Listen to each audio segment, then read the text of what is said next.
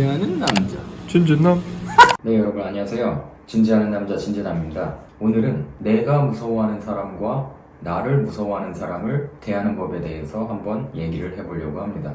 일단은 내가 무서워하는 사람부터 얘기를 해볼게요. 제가 생각하기에 사람은 크게 두 종류라고 생각합니다. 호랑이 같은 사람과 고양이 같은 사람. 뭔 차이냐면 호랑이는 말 그대로 호랑이 같은 거예요. 자기가 강한지 알고 자기가 누군가를 물어 죽이려면 물어 죽일 수 있다 라는 강력한 확신을 갖고 있는 사람과, 그리고 고양이 같은 사람. 가끔 길 가다가 길고양이들을 보면 사람과 마주할 때 멈춰서서 눈치를 보잖아요. 저 사람이 나를 해야 할 사람인지 아닌지 파악하는 거죠. 움직이지 않고 가만히 눈치를 봅니다. 그리고 뭔가 좀 상대가 어떤 움직임이라도 보이면 허겁지겁 도망을 가잖아요. 저는 이렇게 두 가지 종류의 사람이 있다고 생각을 합니다. 뭐 여러 가지 사람이 있겠지만 제가 생각하기에 인간관계에서 이 두 종류의 사람이 있다고 생각을 하거든요. 일단 내가 무서워하는 사람은 호랑이 같은 사람이겠죠. 그 호랑이 같은 사람한테는 어떻게 대하냐? 일단은 절대 고양이처럼 보이면 안 됩니다. 내가 저 사람의 움직임에 혹은 말에 어떤 행동에 막 쫄아서 안절부절 못하고 눈치 보고 하는 행동을 보이지 않는 거죠. 저 사람에게 내가 고양이처럼 생각이 드는 순간 말 그대로 자기가 먹고 싶으면 먹고 가지고 놀고 싶으면 가지고 놀고 이용해 먹으려면 이용해 먹으려고 한다는 거죠. 뭐 결국에는 고양이처럼 보이지 않으려면 일단 실없는 소리를 절대 안 하는 거죠. 그냥 아예 말을 안 하는 게 차라리 나을 수도 있습니다. 이 사람 앞에서 실없는 소리를 했다. 그럼 바로 얕보이는 거고, 그럼 바로 틈만 나면 먹으려고 드는 거죠. 일단은 실없는 소리를 하면 안 되고, 그리고 자기 의견에 좀 당당해야 됩니다.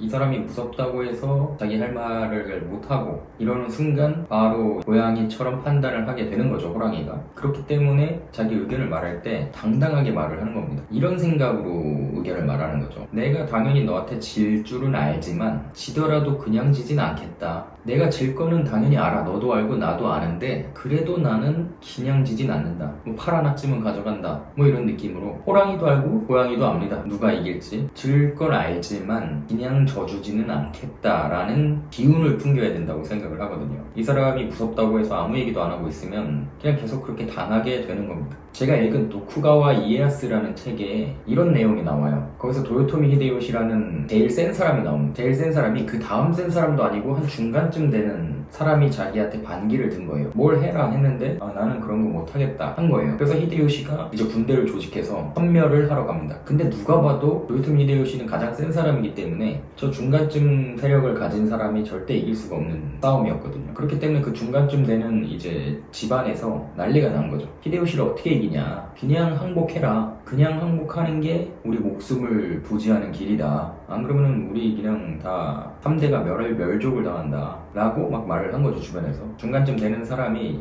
말을 합니다. 지더라도 나도 내가 질 걸 안다. 하지만 질 때 지더라도 우리가 이 정도의 힘으로 너를 괴롭힐 수 있다는 거를 알려줘야 되지 않냐. 질 거라고 생각해서 그냥 꼬리를 내리면 어디 가서 내가 살더라도 부럽지 않게 살 수 있겠냐. 그래서 결국에 전쟁이 일어나고 모두가 예상한 대로 히데요시가 전쟁에서 이겼습니다. 그런데 히데요시가 이제 이기고 나서 그 사람을 부른 거죠. 왜 질 줄 알고 싸웠냐. 그랬더니 그 사람이 아까 말한 대로 그대로 말한 겁니다. 근데 거기서 히데요시가 인정을 한 거죠. 물론 소설이니까 그랬을 수도 있겠죠. 근데 제가 여기서 말하고 싶은 거는 히데요시가 인정을 합니다. 그리고 나서 이제 이 사람이 입지가 더 올라갔어요. 히데요시가 그런 모습에 감탄을 해가지고 질 거라 생각이 들어도 그 사람에게 자기 의견을 당당히 말하면 이제 그 사람도 어느 정도 인정을 해줍니다. 고양이처럼 아무 말도 안 하고 눈치만 보고 있으면 계속해서 얕보게 되는 거죠. 이길 수 있을 것 같아도 어느 정도 피해가 예상되면 섣불리 싸우지는 못하는 거죠. 호랑이 앞에서는 그래서 당당하게 이 의견을 이야기하는 게 좋다.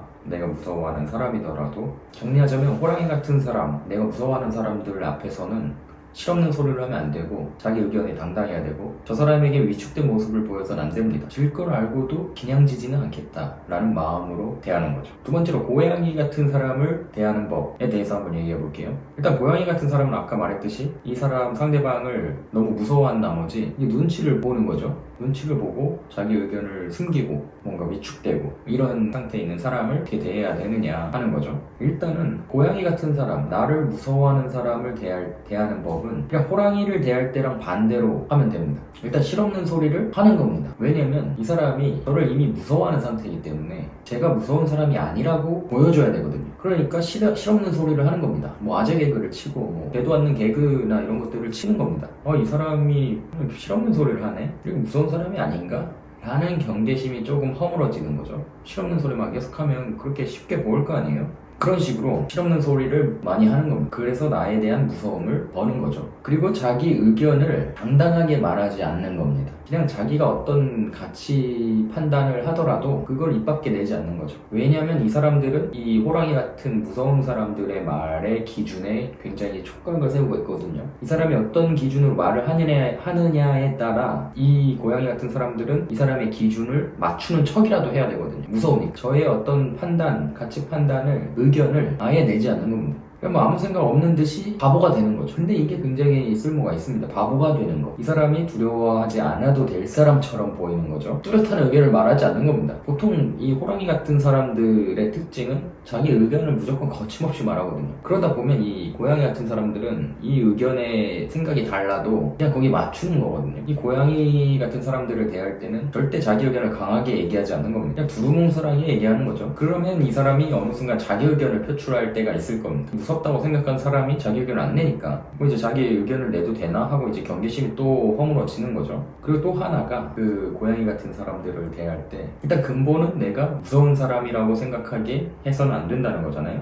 고양이 같은 사람을 대할 때는 말보다는 듣는 걸 하는 겁니다. 그래야 이 사람 말에 내가 경청하고 있다고 생각이 들고 거기에 내가 공감도 해줄 수도 있고 하다 보면은 이제 거기서 이 사람은 무서워할 만한 사람이 아니구나 라는 생각이 또 드는 거죠. 그리고 마지막으로 인터뷰를 한다고 생각을 하는 겁니다. 나를 무서워하는 사람이라면 절대 나한테 물어보지 않을 거예요. 뭐 어떤 얘기도 실없는 소리라고 보일까봐 경계를 하겠죠. 그러니까 쓸데없는 말을 안 하려고 할 겁니다. 눈치 보느나. 그렇기 때문에 내가 물어보는 겁니다. 먼저 물어보고 뭐 계속해서 물어보고 알아가는 거죠. 그러다 보면 이 사람도 자기 얘기를 하게 되고 그러다 보면은 이제 경계가 허물어지는 거죠. 제가 군대 있을 때 소대장과 중대장으로 있었는데 당연히 계급이 병사들보다 훨씬 높으니까 좀 다가가기가 쉽지 않잖아요. 제 한마디에 그 사람들의 휴가나 이런 것들이 결정이 되니까 처음에는 굉장히 어려워하고 눈치를 봅니다. 그때 제가 썼던 방법이 이거였거든요. 정리하자면 실없는 소리를 해라. 자기 의견을 웬만하면 말하지 마라. 어떤 기준이 있더라도 이 사람한테 그 기준을 강요하지 않는 거죠. 그리고 말하기보다는 들어라. 그리고 마지막으로 인터뷰하듯이 질문을 하는 겁니다. 이런 식으로 하면은 이 사람들이 어느 순간 저를 무서운 사람이라기보다는 얘기하고 싶은 사람으로 생각을 하더라고요. 그렇게 되면 내 계급과 상관없이 내 위치와 상관없이 이 사람과 인간적인 교류가 가능하다라고 생각합니다. 이해하는 남자 진진남